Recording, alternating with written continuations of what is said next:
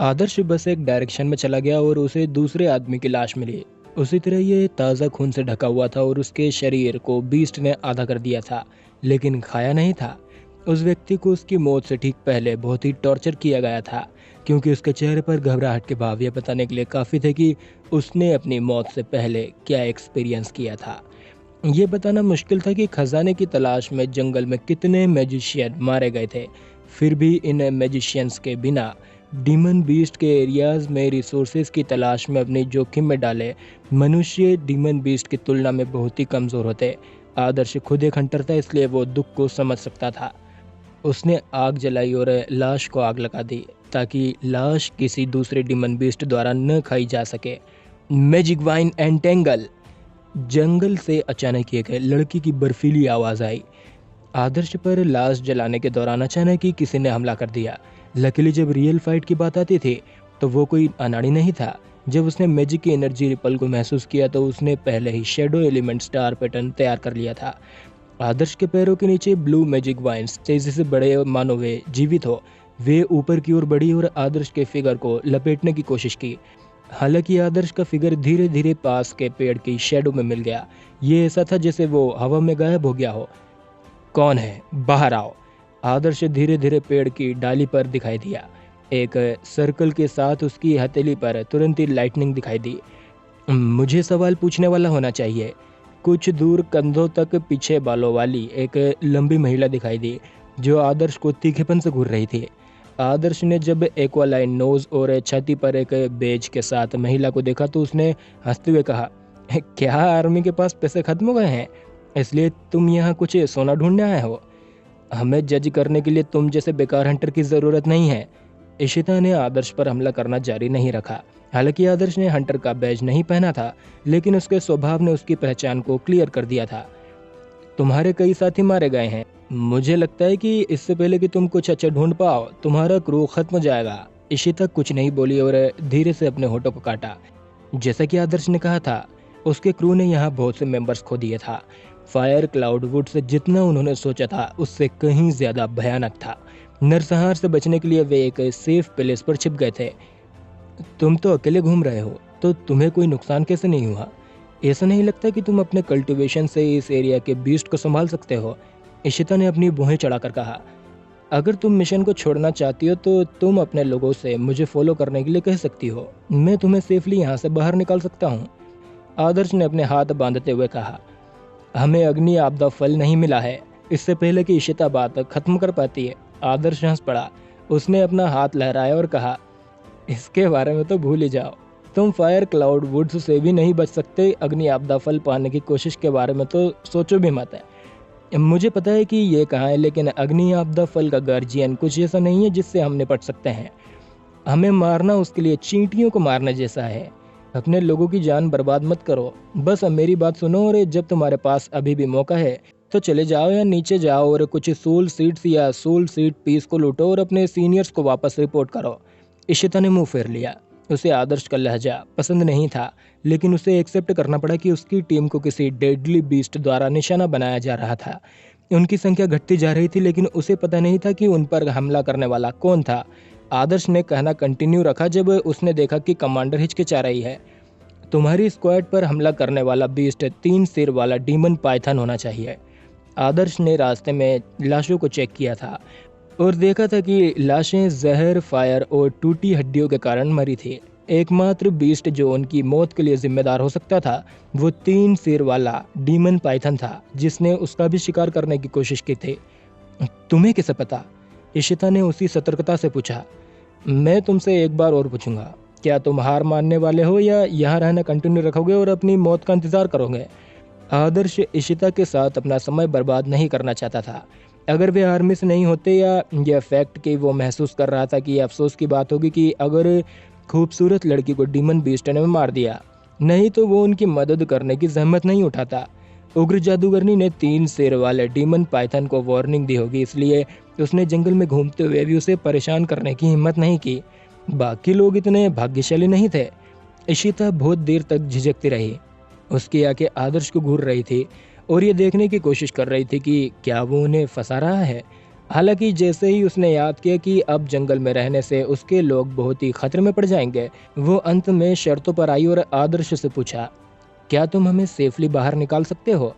हाँ, लेकिन मुझे पहले अपने दोस्तों को ढूंढना होगा। हम साथ चलेंगे, आदर्श ने कहा।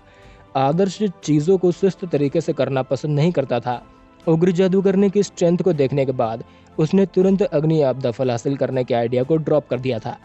"अ, तो ठीक है, बेहतर होगा कि तुम मुझसे झूठ न बोलो", इशिता ने उसे वार्निंग देते हुए कहा। मैं बहुत ही दयालु हूँ", आदर्श ने मासूम चेहरा बनाकर कहा। आदर्श के विचार सरल थे। वो सीधे उग्र जादूगरनी के पास लौटेगा और उसे और सैनिकों को फायर क्लाउड वुड्स से बाहर निकालने के लिए कहेगा।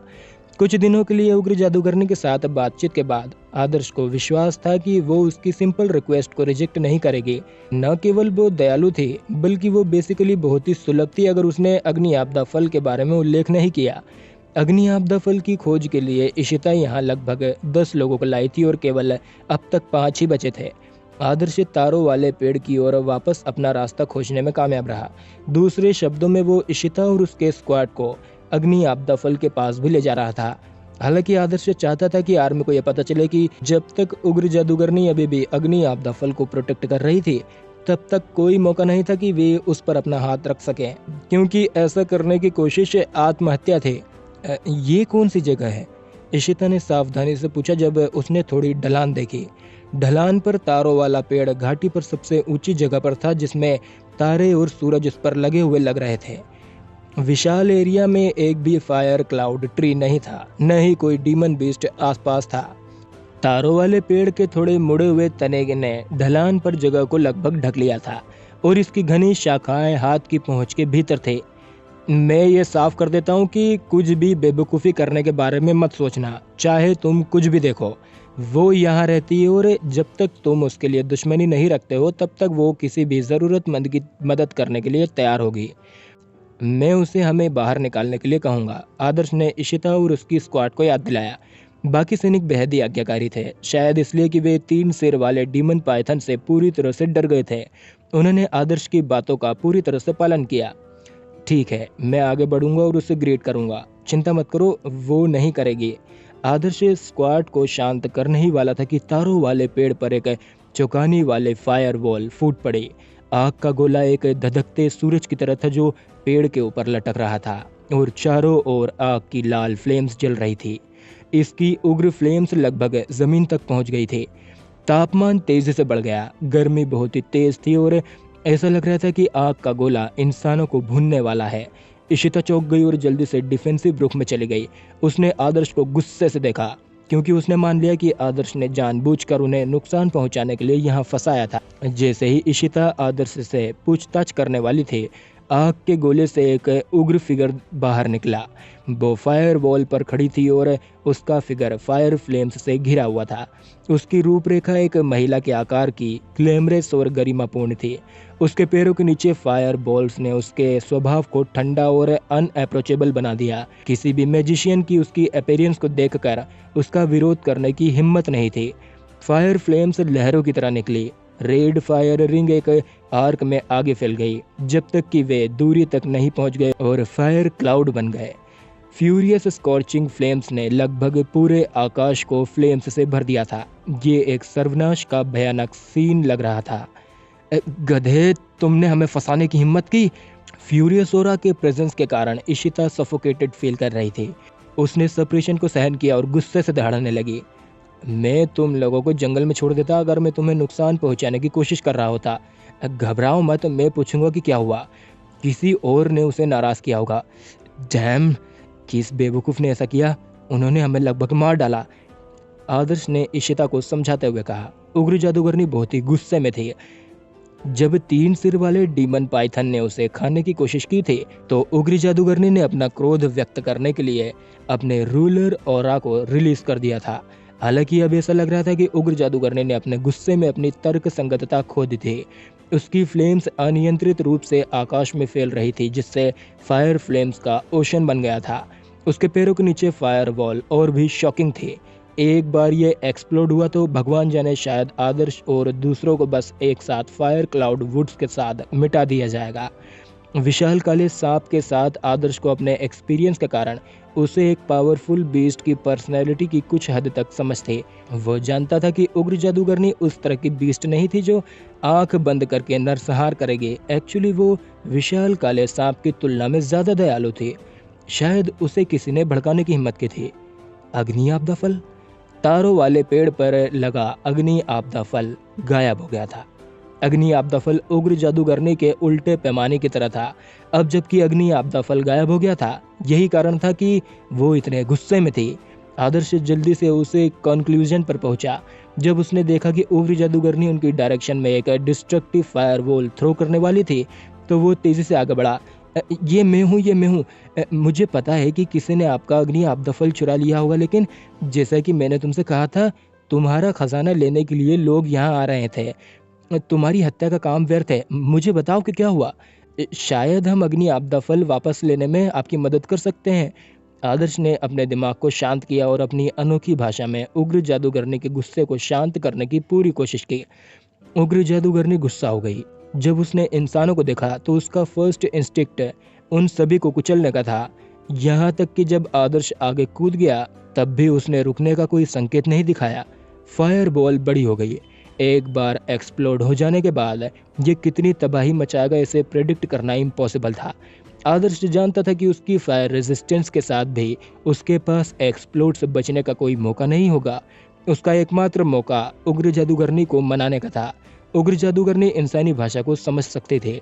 उसकी जलती हुई आंखें गुस्से से भर उठी। बस एक थॉट और शॉकिंग फायर बॉल ब्लास्ट हो जाएगी। उसने आदर्श को देखा। उसके फिगर की फ्लेम्स बहुत ही तेज जल रही थी। अंत में उसके शरीर पर लगी फ्लेम्स धीरे धीरे कमजोर होती गई। वो फायर बॉल से उतरी और आदर्श के सामने आ गई। उसने आदर्श के पीछे सैनिकों को ठंड से देखा। इशिता सहित सभी सैनिकों के दिल पहले से ही बेतहाशा धड़क रहे थे। उन्होंने अपनी उंगलियों को भी हिलाने की हिम्मत नहीं की। लड़ने की कोशिश करना तो दूर की बात थी। वे अंत में समझ गए थे कि आदर्श ने उन्हें अग्नि आपदा फल पाने के बारे में भूलने के लिए क्यों कहा था। अग्नि आपदा फल का गार्जियन बहुत ही भयानक था। वो काफी हद तक बर्निंग वैली की शासक थी। मुझे बताओ कि क्या हुआ। आदर्श ने अपने दिमाग को शांत किया और उग्र जादूगरनी से सीरियसली पूछा। उग्र जादूगरनी ने आदर्श के साथ बातचीत नहीं की। उसने महसूस किया कि ये लोग वही ग्रुप नहीं थे जिन्होंने अग्नि आपदा फल चुराया था। उसने पश्चिम की ओर देखा और उसका फिगर उसे डायरेक्शन में उड़ गया। आदर्श कुछ कहने ही वाला था कि उसने अचानक ही उग्र जादूगरनी की पीठ पर लगा हुआ एक गहरे नीले रंग का स्पाइक देखा, जिसमें एक बर्फीली आभा थी।